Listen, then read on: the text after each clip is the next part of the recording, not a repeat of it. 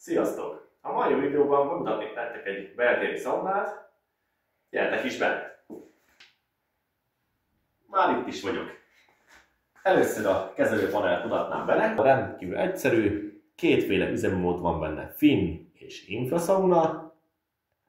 Mind a kettőnél be lehet állítani az időzítőt, hogy mennyi időtartamot kívánunk szaunázni. Be lehet állítani, hogy hány a kabin hőfokot, hány fok legyen benne, ez a jelenlegi hőfok, ez az elvárt hőfok, ez a funkció ez nem üzemel. Lehet benne kapcsolni szaunavilágítást, illetve lehet még benne hangulatvilágítást is kiválasztani. Többféle fénnyel tud világítani. Itt vannak a programok. Vagy pedig a másik funkció az infrasauna. Itt be lehet állítani a teljesítményét. Illetve a felső infralámpának a teljesítményét lehet százalékban. Ugyanúgy van szaunavilágítás benne és hangulatvilágítás. Ugyanúgy lehet állítani a belső hőmérsékletet és infraszaunánál. Nem szükséges a 80 fok, elegendő a 40-50 fok környéke. Nézzük is meg belülről.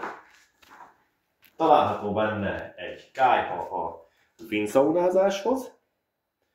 6 darab infra sugárzó, 2 hátul, 2 felül és 2 a padok alatt.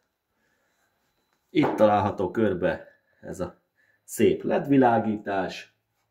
Van hozzá 2 darab fából készült fejtábla. Van a szaunahőmérő, a szaunalámpák, ha netán olvasni szeretnétek. Van benne egy hőmérő, az ott egy szellőző,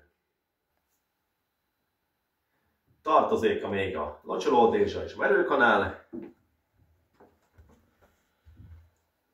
Ebbe készülnek a finomabbnál finomabb főzetek. Ennek a szaunának a mérete 160x220 cm. Ebben a helyiségben egy kis dekoráció is kapott helyet. Van itt párologtató, olvasnivaló, sólámpa, pihenőidőkhöz, ásványvíz.